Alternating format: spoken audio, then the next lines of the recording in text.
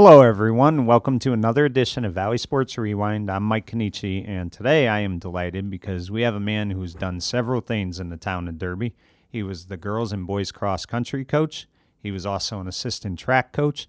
He was a writer for the Evening Sentinel as well as the Connecticut Post, and he was also a former runner for Derby from 1978 to 1981. And we are here with the one and only Joe Musante, a.k.a. Muzz. And, Coach, I want to thank you for coming on today. It's an honor. Oh, thank you, Mike. And just as an aside, I was thinking about this before coming on, and I said there was a show back, in the early days of Valley Cablevision. I don't know if you've heard of this one, but Champ's Corner. Right. And they used to have guests on and talk about the old days in sports. And I said, wow, this is kind of like that. And I think the service that you've provided with the podcast that you've been doing, especially with sports such a rich part of the fabric of the Valley, I just think that's been great and a big plus for the Valley over the last many months. Well, I definitely appreciate it. And,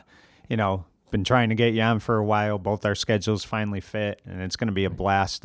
First thing I want to ask you, Coach, is there was no running program when you were a kid. So when did you decide that you had a love for running? I would say probably back around maybe 6th or 7th grade. Right. Started doing a little bit of running up at the track, up at Ryan Field, on occasion. There was a program back, and I think it began in 1977, called the Derby Jogging Club. Right. That was formed. And in fact, Joe Daddio was the original president of that, the late Joe Daddio, who was, of course, a fixture at the football games. And it was a group of, it varied in numbers. They would run on Saturday mornings and up at Ryan Field and do some routes.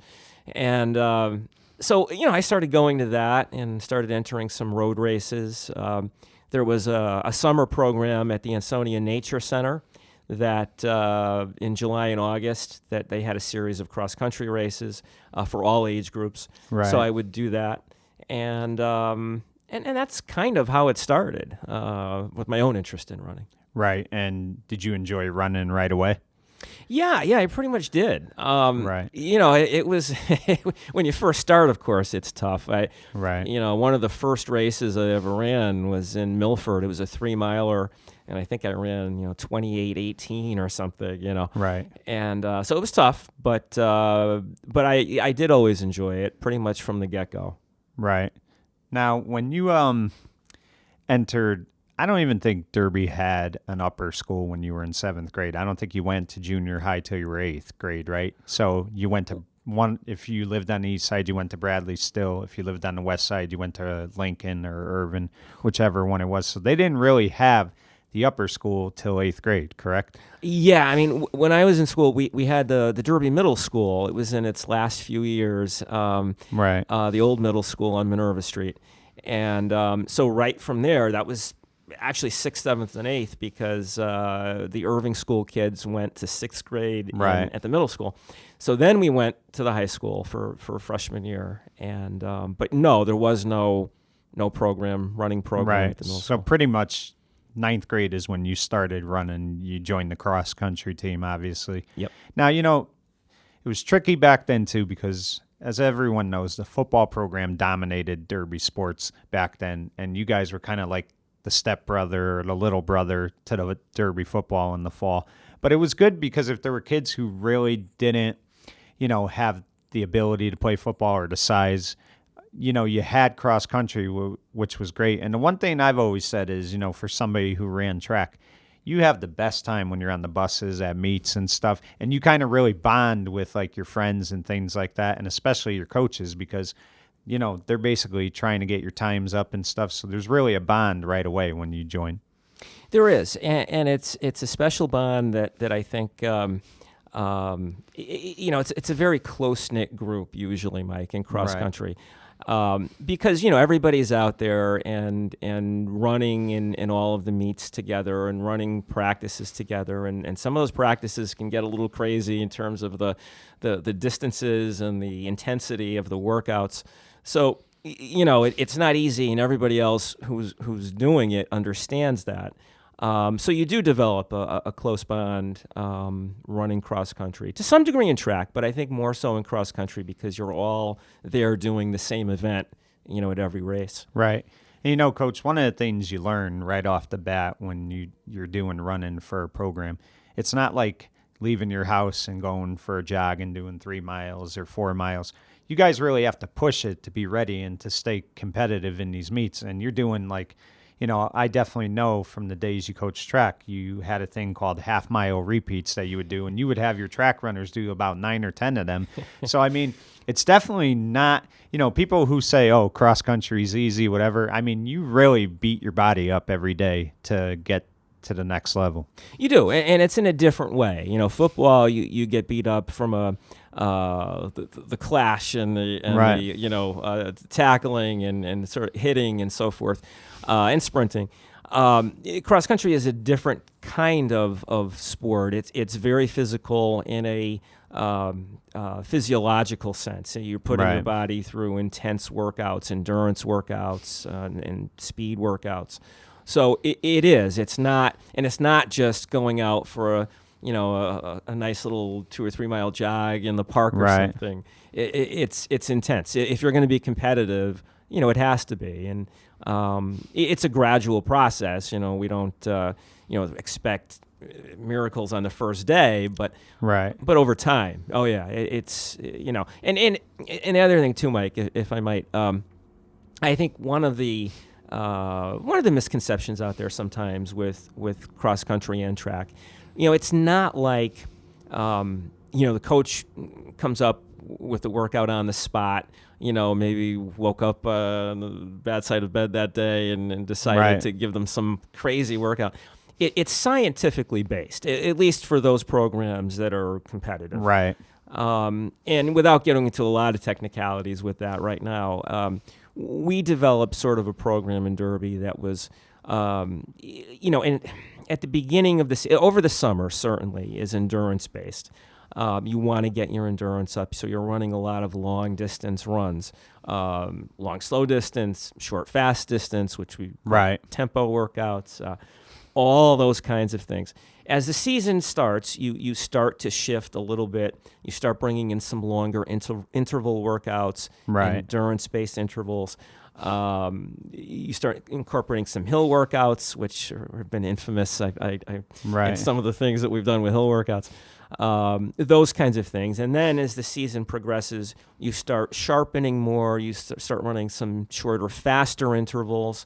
We used to do it with the rest period. Actually, towards the end of the season, got longer because you want faster times. Right. At the beginning, it was more endurance based, and then you taper down about a week or two, week to 10 days before your state meets, and do it that way. So there was a science to it. It wasn't just random. Okay, today I'm going to torture him. Yeah, right. Yeah, I'm sure there were a lot of runners who thought on given days. When I ran, I thought Ken Marcuscio was doing that to us too. But no, there's a reason for everything that we did, and sometimes you have to call an audible on a given practice day if you see your kids are tired. Right. Maybe something happened in the race the day before. You have to be flexible. You have to be able to call an audible. Right. But there's a reason for it. It's Right. You mentioned Ken Marcuscio, which I was going to bring up next. So you're a freshman on the team, and 2 significant people are on that team, and one is Coach Marcuscio, who, anybody that's ever known him has great respect for him. He'd go on to be the athletic director at Derby, did a great job. Then, of course, there was Bill Thompson, who was now a senior. And, here's a guy who had a resume when you came that, was off the charts. some say he may be the best runner Derby ever had. But talk about, those 2 gentlemen, A, playing for or running for Coach Marcuscio, and B, being able to run 1 year with Billy Thompson. Yeah, that was a great experience. With Ken, he was... He established, a lot of people don't know this because I think most people in Derby identify him most closely with, being a teacher, with being an athletic director. being the president of the Derby Little League forever. Yeah. As I joked with him one day, I said I think he was the president of the Derby Little League when Babe Ruth was around. But that's how people know Ken, and but not as many people know that he was a cross country coach, and he was quite a successful coach. If you look at the record. And I somewhere I have it, but it's outstanding. And that team that year finished second in Class S and went 22-2, I believe, or 23-2, something. Yeah, 23-2 that year. Right. Yeah, it was a great team. And Ken was he. I think one of the keys to his success was his demeanor as a coach. He. Cross country is a different sport from football or basketball. It's tough putting yourself out there and going out and running 8 miles in the heat or an intense speed workout. And Ken was very patient, very calm. He didn't do a lot of yelling and screaming or anything like that. And I think that was important in getting kids out for the team.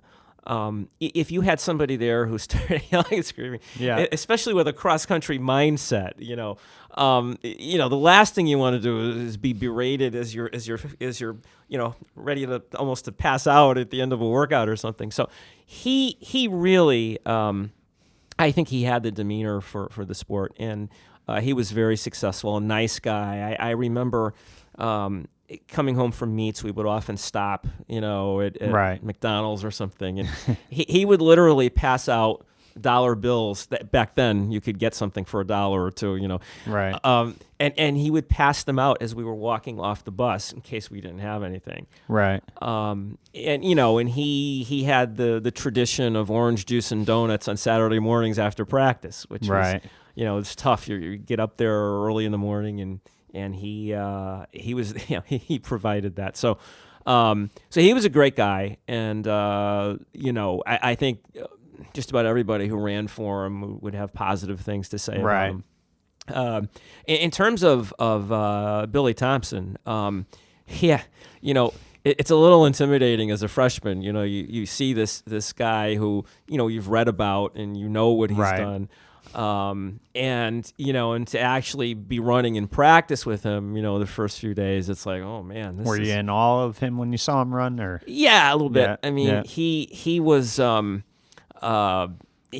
just outstanding. I mean, he was undefeated in his junior and senior years in terms of dual meets, and I think his senior year, he only lost. I think he was second in the New Haven County meet. He was fifth in the state open, and other than that, he won everything else. He won the Class S championship. That's pretty impressive. It really is. It really is. I mean, because again, you guys had no running program, so you basically learned it as you got to high school for the most part. I mean, you talked about the jogging club, but really, guys like Billy Thompson, yourself, really, your running came when you entered Derby High. Yeah, absolutely. And I remember. The first day of practice, we ran. We're doing the 2-2, which now is known as the 1-9. I don't know why it was called a 2-2 because it really wasn't quite 2.2 miles. It was really more like 1.9. But anyway, we're doing that, and we're coming back up and into the driveway, and I'm kind of chugging along, Mike, and thinking, well, this isn't so bad. I mean, geez, I'm up with everybody. We hear about these, terrible practices they have to go through. I mean, this is easy. So I remember one of the kids, Tony Susi, who was one of the better runners on the team. He's running up alongside of me, and he says, he's like, Muzz, you better ease up a little bit. I'm like, why? He's like, this is just the warm-up. He says, we got another 5 miles to run when we get back. Wow. So you got an education right away. Right away, yeah. Right. Yep. But yeah, Bill was just phenomenal. Just an outstanding runner, and the team was phenomenal that year. Yeah. And I mean, in your 4 years of doing cross country, the teams were very good. They were competitive, and they had great seasons. I even think your senior year was like 17-5 or 17-6. Yep. So I mean, you had a good run there. Well, let me ask you this: or 14-7, I should say. Right. I'm sorry. Yep. How did your first year of cross country, assess how you did? Like, what did you think? Did you think you would get better as each time went on? Were you satisfied with your first year? I mean, how would you reevaluate yourself? Yeah, I mean, I think for a freshman, I did okay. Right. You're never completely satisfied because you're always trying to be a little better, and getting the times down. And we had about 16 kids on the team that first year, my freshman year, and only 7 or occasionally an 8th runner they'd allow to run varsity, but usually 7. So I was about, I think the number 3 JV runner around there on average. And but yeah, all in all, yeah, it was an experience. So pretty good. Yeah. And then that spring you would run track, correct? That's right. And now I'm trying to think, was Coach Altieri still there, or had he been gone by then? No, and I always would have loved to have run for Ray Altieri and Charlie DeCenzo, because Ray was the head coach, Charlie was the assistant coach for 2 state championships in track. Yeah. But no, he had left. Actually, I think what happened was Ray and probably Charlie left after the 77 season. So my freshman year was actually Fran Cirillo was actually the head coach. Oh, okay. He just did it for 2 years, and nice guy, and and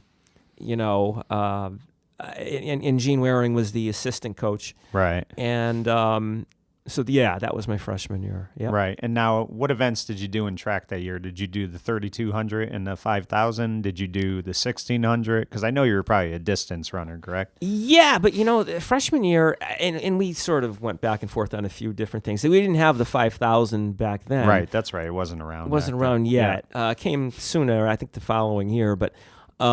Mostly the mile and the half. So you did middle distance. Middle correct. distance my freshman year. Right. And then the sophomore year we sort of did more of the 32 and then the 5,000. People don't realize this either, though. Running the 1,600 and the 800, those are tough because you really have to speed when you're running. You have to make sure you're not going too fast when you shoot out there, but you have to pick up a speed if you want to compete in that race. Like, you're doing 4 laps, and you kind of got to do it relatively quick. So it's definitely, it's a stressful race too. They are. I think, probably the half mile and the quarter mile are probably the 2 most grueling in one sense. But the mile is up there. And, and the thing about that, Mike, and you know this from running track, there isn't usually a lot of time between the mile and the half mile. So, you do the mile, and depending on which meet it is, you may have 20 minutes. If that. Yeah. And, you're tired from running that 1,600. Mm-hmm. Then you got to get back. And you're running a tougher race now because you got 2 laps, and you really got to, again, not go out of the gate fast. But you got 2 laps, and there's no margin for error. You really have to, pick up speed. Exactly. Yeah, that's very tough. Right. So let me ask you this, Coach. You begin your sophomore year, and obviously the team had another great record, but you lose Billy Thompson. So now, it's a different group kind of thing, but you definitely had a good sophomore year, and you just kept building and building. Would you say, sophomore year, you didn't just do running to run? You actually loved it? You had a love for it by then. Did you know you wanted to coach after you got out of high school? Okay. There were 2 questions. Yeah. Well, in terms of the sophomore year, by the time going into my sophomore season, I was definitely committed to really putting 100% effort into running. I remember that summer before our sophomore year, getting up virtually every morning. And sometimes it would take maybe Sunday off or something, but virtually every morning and getting out and running and going out and running, 6, 7, 8, 9 miles, whatever it would be that day. In fact, Pat Dahlia, who was one of the runners on the team, and I would usually run in the mornings. And it was tough, but big difference getting into the season sophomore year.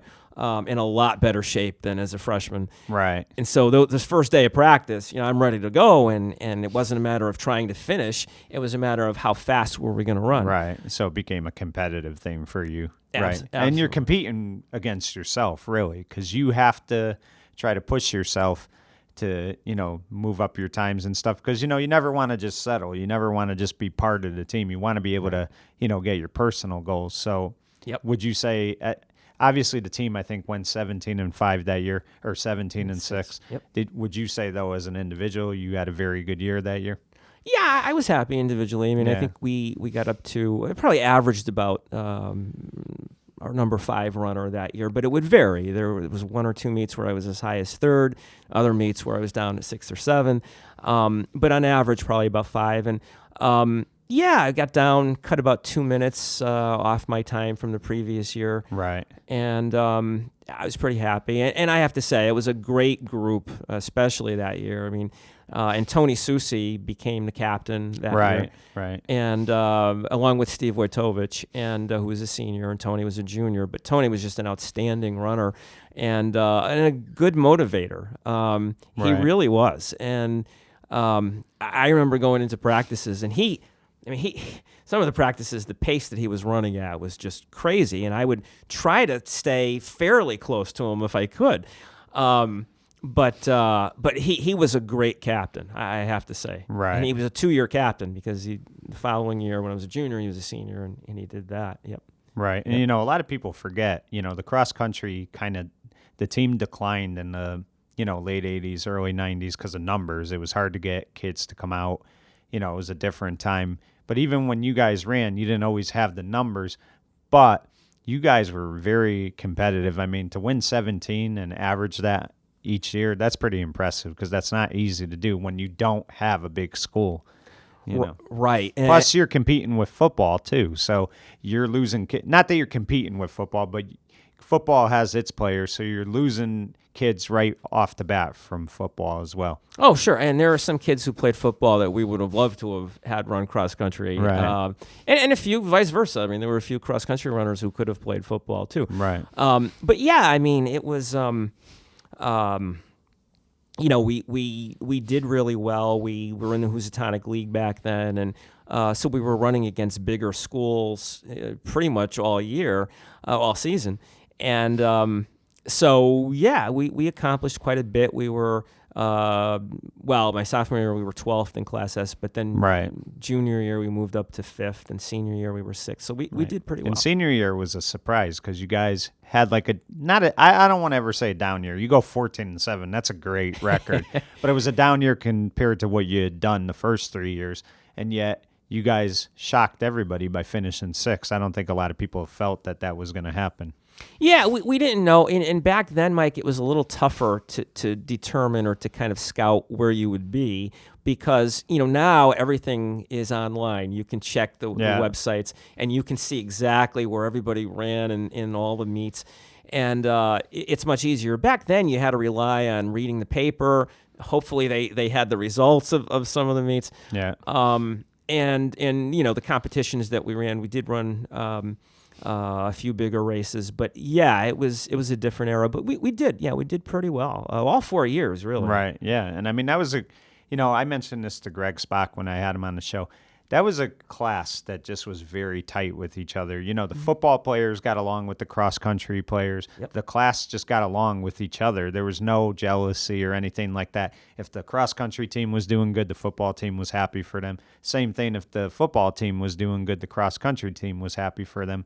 And again, I mean, that was a lot of people talk, very highly of that class as far as the togetherness they had with each other. Yeah, we really were. It was a close-knit class, and in part because I think we were a small school. I think that helps. But there was, and there was, plenty of room for everybody to excel. And right. It really was. We were all there for each other, and very supportive time. Absolutely. Yep. And that pretty much continued. I tried to continue that into the future, but yeah, it was good. Right. And your notebook came out pretty early in your career. It came out in high school when you decided to do the stats for the basketball team. So you pretty much, I don't want to speak for you, but I would say you probably had an idea you wanted to be a writer pretty quick, because I mean you were always good at remembering stats, numbers, things like that. And I mean you did that for the basketball team for 4 years, and you got to see some great teams, the Chris Mester teams, the Greg Spock teams. Oh yeah. George Tanner, Dave Morgan coaching. So I mean you definitely got to see some great things doing the stats for the basketball team as well. Absolutely, and oh yeah, there were some great teams. My sophomore year, we were 12-8. The basketball team was 12-8. Mester had a great year that year. Absolutely, he was. I think he was a very underrated player because Derby did not have a tradition of generally of having a strong basketball team in that era. Going back to the late 60s or early 70s, we had some good teams, but George Tanner did a good job in sort of resurrecting that. And his last year was the year, my sophomore year, we were 12-8, and did a great job. Yeah, they definitely did. Now, track, you mentioned your junior year, Gene Warren took over, correct? Or sophomore year? Was it in track? Yes. Yeah. Yep. And he came from Sheehan, and he was all Hoosie as a cross country runner, I believe. So he knew how to, he had been a runner, he knew how to coach and stuff. But it's never easy when you go from one coach to another. You got to deal with their personality. You never know if it's going to be similar to the one you had. Was that an adjustment for you, or was Gene great right away? For us, the distance runners, there wasn't too much of a change because that 1 year when he was the assistant, he kind of was the distance runners. Right. Yeah. So it wasn't a it was big just change. Him running the show now, pretty much. Right. Right. And let me ask you this: I was thinking about this. I think Norman Minnendorf helped Kenny at times coach cross country. Who would help Gene when you guys were running back then? Did Buster come at that point, or during track? Yes. Buster started my junior year. Junior year. Yeah. Okay. So you basically, not that you had a lot of interaction because you were a distance runner. He did weights, but you kind of, had Buster when you ran, and you also would coach with Buster years later. So he was pretty much around that program a long time. Oh, yeah, absolutely. Right. Oh, yeah. Well, Buster was everywhere. I mean, he was. Right. And if he wasn't there, he was on the field doing something on the field, and then he was coaching wrestling, and he was all over the place. But, yeah, no, he's a great guy. Right. Yeah. Obviously, as time goes on, you don't look at it as big of an honor, but it's always an honor when you get to be elected captain of a sport you play. So as a senior, when you were told you were going to be captain by Coach Mark Husha, was that a great feeling for you? I mean, it had to be pretty much, correct? Oh, sure. To be in that position after having run for 3 years and, being as enthusiastic about the sport as I was, it meant a lot, and sure, to have that title, and Kenny was great. I mean, he in that day he had the captains play a part in the workouts of the team, and he would sort of set sort of the parameters, and then he would kind of let us figure out, if we want to do this course or that course, as long as it was sort of generally in the framework of what he wanted that day. Right. And so I love doing that. And I would say, Mike, that's may have been the spark that sort of said, I want to coach. Yeah. Because you would coach the next year as an assistant. So here you are, a kid going to college, and, when you're leaving school, you're coming to the field and, helping out with the cross country. Did you do track as well that year? Yes. Help out? Yeah. So I mean, you never left it behind when you got out of high school. It was there till the time you left in 95. So pretty much. It was the funny thing is I after having graduated, I ran. The team would have some captain's practices in the summer, and I would go up and run with them. But I didn't have any intention at that point of coaching. What I probably was going to do was go to some of the meets. Just to be around.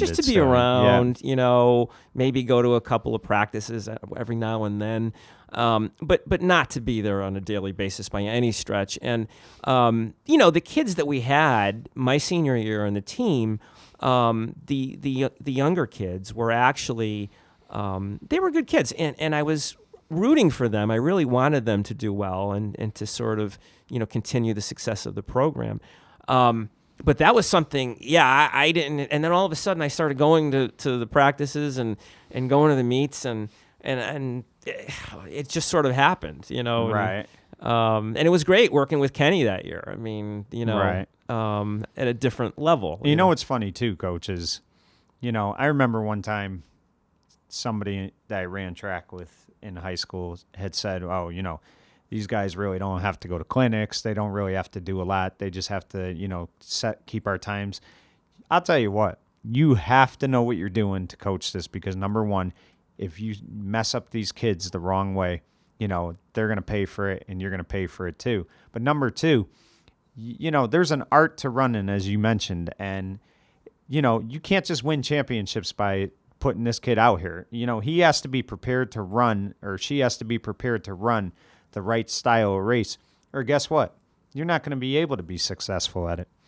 Yeah, and you're right. There are people who don't understand the sport that may think, well, it's just simply just tell the kids go out and run. Yeah. If it were that simple, no. Any good program, and especially the more competitive programs, the coaches are very involved. It's a matter of going to clinics and reading up on the latest developments in the sport and keeping track of what you're doing and one of the things I was able to do as an assistant coach, especially, was to do all of those things and develop a training program that would work for us. I mean, it's great to hear about teams that are national champions and what they do, and some of these programs are doing 100-mile weeks or more, and and I think, well, yeah, that's great if you have 100 kids on your team and 20 of them get hurt, and you still have people to replace them. But yeah, you don't have it in this. You have to be able to keep them healthy too, and that's not easy because when you're running and stuff, you could pull a muscle, you could pull a groin, any little thing can happen. There's no guarantee, and your legs have to work every day. I mean, they really do, or else it doesn't work. Oh, yeah. I mean, and that's where you have to know when to push, when to pull back, what types of workouts to do when. If you're just going out there and you're just sort of randomly coming up with workouts or whatever, it doesn't work. I sort of followed, it was a combination, I guess you could say, of the Lydiard method. He was a New Zealand coach, Arthur Lydiard, who developed sort of the hard, easy program. And I think he sort of developed the pyramid where you start with the endurance base and then you gradually move up to more emphasis on speed and power towards the end of the season. So it was a combination of that with a little bit of the Oregon method of training, with things that I learned here, and Tom Haley was a great coach in Emmett O'Brien, cross country and track. He won 2 state championships in cross country, so we talked a lot, and I learned what he did as a coach. Xavier, I mean, they were the state power. Yes, they were. And I remember there was a clinic we went to, and where Bob Michalski, who was the head coach up there, went over his program. And then you sort of have to synthesize all of it. You can't, as a coach, look at one book or go on the basis of what one person tells you they did. I mean, you can, but it's not going to be effective because the really good coaches, they don't know.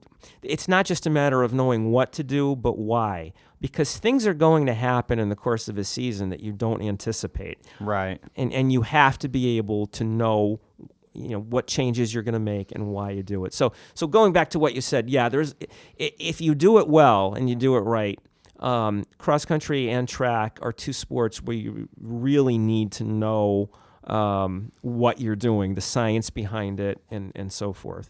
Absolutely. Right. And, Coach, we're going to get into your coaching in a second, but, you became a writer for the Evening Sentinel, and you did cover a lot of Derby's football games and stuff. You did a lot of stats, and, there's always been debate who started this, and I said when I had him on the show, I was going to finally, clear it up for everybody. But, I remember when Chris Mad Dog Russo got his nickname, it was given to him by columnist Bob Raceman. He called him Mad Dog because of how fired up he would get. Well, there's been a term for years that people referred to Charlie DeCenzo as, and it was known as Ground Chuck. And a lot of people don't realize this, but you are the one who christened Charlie DeCenzo Ground Chuck. And I said I was going to say that on the air, and that became a great name. And, that's still his nickname to this day. So, I mean, did you ever think that would have the life it took with that nickname? No, and it's funny because I've heard one person who mentioned that one time, and sort of, I don't even know exactly when that happened, or it really wasn't a big deal. I don't think. I think I probably included it in an article somewhere. But you know what? Sometimes when you're not trying to give somebody that name and you just bring it in there, it takes on a life of itself, and it really did, because I mean, he is. People to this day, when they hear his name get brought up, they always say Ground Chuck, and I mean, you really gave him the name, and that's something that you could say, hey, I'm the one who gave him the name Ground Chuck. And I couldn't even swear to that. I don't even know where if I had gotten it from somebody. It was so long ago, but yeah, and for those people who might not understand where that came from, it was basically because, especially in the early years, that Charlie was he was a very traditional coach, and he had a very strong running attack, and we had a great ground game at Derby, and so he would predominantly. It doesn't mean he didn't go to the air on occasion. We did. In fact, the 1985 state championship game was proof of that. We went to the air quite a bit that day. Yeah. And I think Charlie surprised Immaculate by that. But it was a ground attack because he had the weapons. We had some great running backs. And you always had a good relationship with him as well. I mean, there was mutual respect. And again, something else you did that a lot of people may not know, but he told me it on his show, is he was heartbroken over the loss to Shelton. He thought they just ruined their whole season. And you came up in the locker room and said, you guys are playing in the state title game next week. So there's two things that kind of stand out in that year, the Ground Chuck nickname, and then of course that. So I mean, it's just funny how the little things like that kind of people remember forever.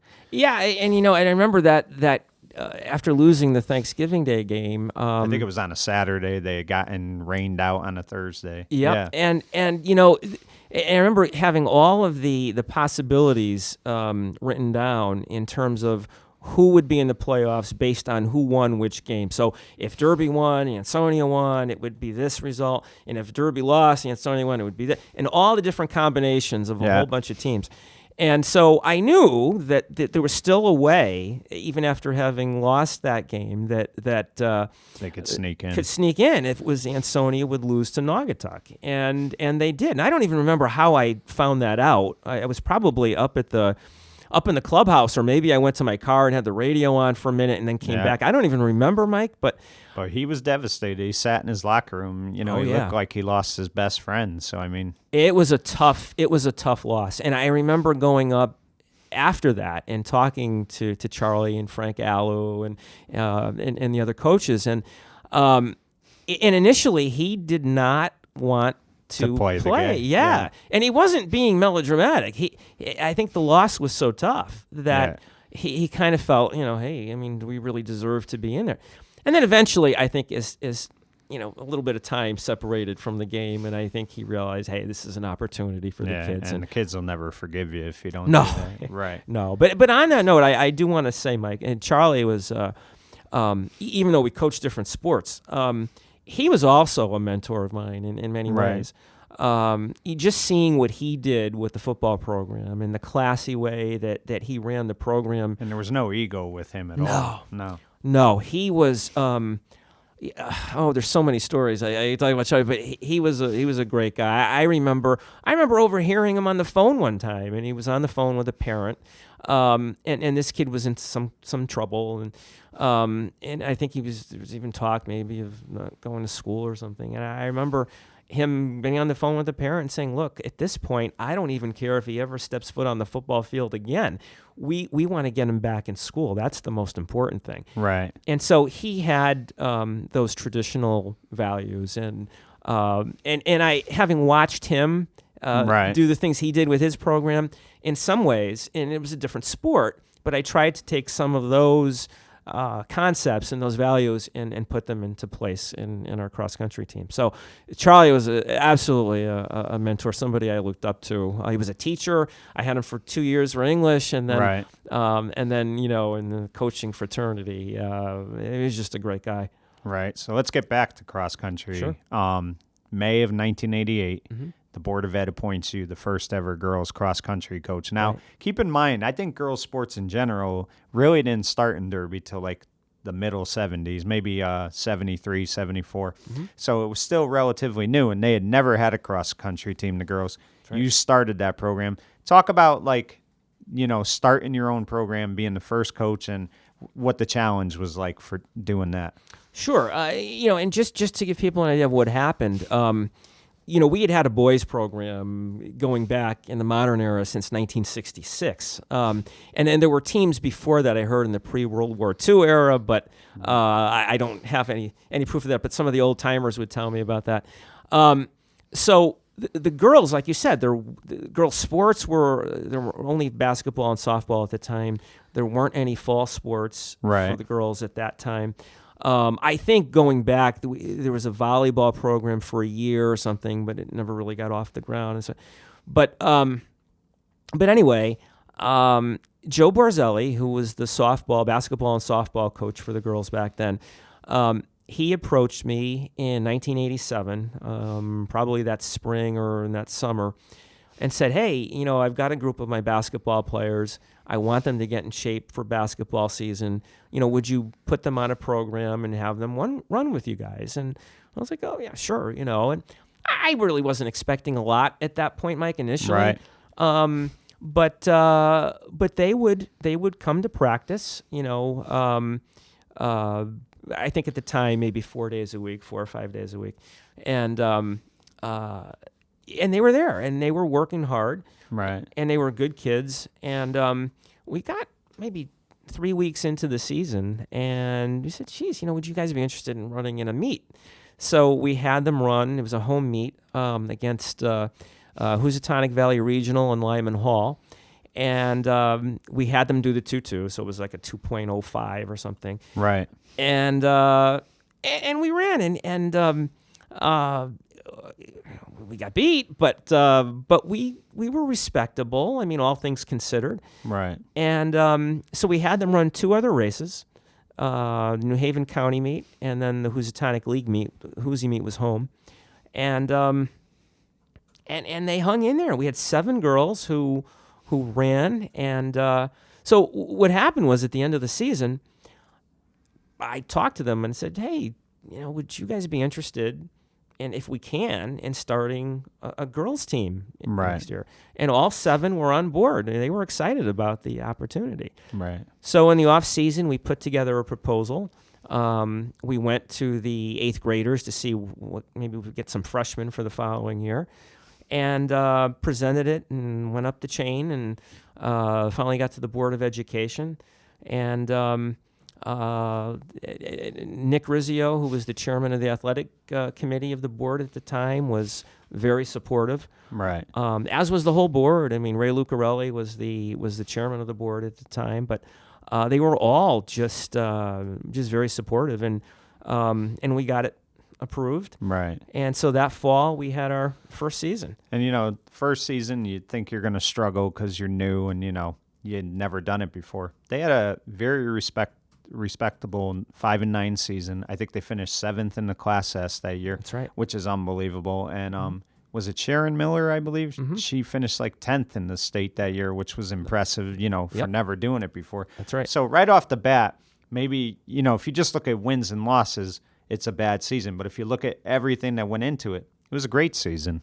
Really, for a new season. Yeah, I mean, nobody really was expecting much. It was a whole new program. Right. We had 15 girls actually on the team, but none of them had run before, except the 7 the year before ran sort of an abbreviated season the year before. Right. And it was. They did very well, and they improved toward the end of the year to come in 7th at that point. I think there were 15 teams that scored that year in Class S. So we were very happy, and Sharon was great. She was a great captain. Right. She was a basketball player, if I remember correctly. Yeah, not a bad basketball player. Right. And she also played softball. They all kind of did that. I mean, right. She really did very well, and she earned all Class S. She was second team All Hoosie. She was All Valley. And she would go on to run for Dickinson College in school, and then currently is coaching out in Pennsylvania, coaching a middle school team. And she was just a great kid. Right, and you guys and you girls, they followed it up the following year. Mm-hmm. They went from 5-9 to 10-5, so it was almost a reversal. So in the second year, they get a win-in season because that's important to anything. It's nice to win championships, but you like to win more than you lose. Mm-hmm. And in your second year of existence, 10-5 season, that had to be a great thrill for everybody. It really was, Mike. I mean, we thought we could have an improved team that year, and I was hoping we could get a winning season. But you never know. You never know what's going to happen, and they did. They just ran. It was a great season. We were tied for third in the league, third in the Housatonic League meet, beating Shelton and Seymour, who we had tied with during the regular season, and came in sixth in Class S.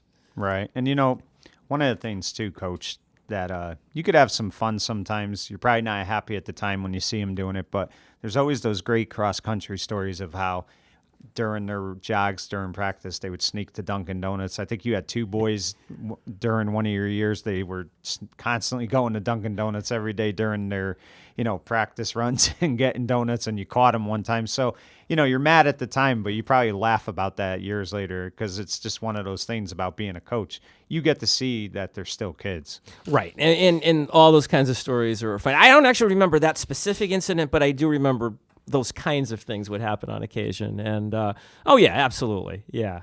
Right. So let me ask you this. 1992, they decided to combine them, and you became the coach. Coach Warren left for Shelton, and you became the coach of both the boys and girls. Was that difficult to coach both, or it's just like having them all together at practice? It really wasn't that big of a change. It wasn't that big of a change because it was like one big group anyway. The difference is that because you now have four different groups of runners. You have, boys, girls, varsity, JV, and you can't be everywhere at the same time. So it's a little difficult in that sense. But not a big change, no. And I would just go back, in 1990, 89 and 90 were probably the two best years that we had in that era. 1990, we were 3-9 at one point, right, Mike. And then just went on a roll. Won 8 of our last 9, fifth in the New Haven County meet. Which was unheard of back then. Unheard of. I mean, Cheshire was a state power, and they were fourth. Right. So that was a great moment. And then fifth in Class S. And that would be the best that we would do until 2014, up until the last couple of years. So, right. It was a great team. Right. And Coach, we'll definitely have you back on for part 2 of this. But, sure. You had some very good runners over the years. You want to just talk a bit about some of the runners that really stand out to you? Oh, yeah. Oh, and I hate to mention a few because there's so many. But right. But I'll just try to pick a few for now. Well, certainly Sharon Miller was outstanding. She was a great leader, very dedicated. If we had her just even for 4 years, let alone having a middle school program, which we didn't have in those days, I mean, there's no telling what she could have accomplished. But great kid. And Lauren Anicelli and Sherry St. Jakes. Yeah. Lauren was 12th in Class S her senior year. Sherry was 19th. They were extremely disciplined. The hardest part I had about coaching them was to make sure they weren't overdoing it. I mean, right. Sherry would come back hyperventilating from distance workouts, and I would have to have her ease up about a mile before she finished. Right. So they were dedicated. They didn't have the running experience, but I'll tell you, they were. They had the competitive. Oh, absolutely, absolutely. They were just a pleasure to coach. Heather Kovacs, Kelly Byram, who were the captains the following year. Christy Froley, April Mermina, both were second team all Hoosie, all Valley runners. These are all girls that played secondary sports too, and some of the sports they played were actually the love that they had from softball was their first love for some of them. Basketball was their first love, and they were still giving you 110%, even though this may not have been their first love. They did whatever you asked. Absolutely, and they did it, as I say, without a middle school team, and most of them did not run track, because there really wasn't a girls' track team to speak of back then. I mean, they were just starting; we were just getting that started. But yeah, and then that's what made it even more impressive to do that, to accomplish what they did in the limitations that we had at the time. were outstanding. So those were just some. I mean, I could talk about all of them. Sarah Stone, we talked about her. Penny Weiss, I mean, Marisha Brave. I mean, I could go on and on. I don't want to get too far because I don't want to miss a couple people. And then on the boys' side, as a head coach, certainly Eddie Solis, Jamie Turbeville, Dan Stafiri, Tim Beers, Marcos. I mean, Bill Ronsky. Yeah. Rick Cassini. Yeah. So there were. Just a great group. In the earlier years, oh God, there's so many. I mean, I just bumped into Chris Valero the other day at a road race. Great runner. The 83 and 84 boys teams, I mean, they were outstanding runners. Matt Rogers came in fourth in Class S in 86.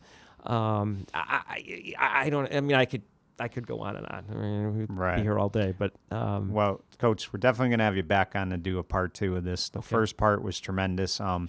I really do thank you for coming on today. And like I said, people don't realize this, but what you gave to Derby sports, not only as a coach, not only as a player, but just, doing things behind the scenes that you did. A lot of people don't realize that. You always gave these boys and girls press in the papers that they may not have got anywhere else. And, when you think about some of the real great people in Derby, your name has to be right at the top of that list because what you did for Derby was tremendous, and I really do thank you for coming on today. Well, that's kind of you to say that, Mike. I wouldn't put myself up in that category, but I thank you for having me on, and I look forward to coming back, and maybe we can talk a little bit more about the some of the coaching years and what we accomplished, and maybe linking it to the program today. It's a great program. I could talk about that forever too, but love to be back. Well, definitely, and thank you again for coming on. I really appreciate it. Sure, thank you. And that was Joe Musante, former cross-country and track coach for Valley Sports Rewind. I'm Mike Cannici saying goodbye, everyone.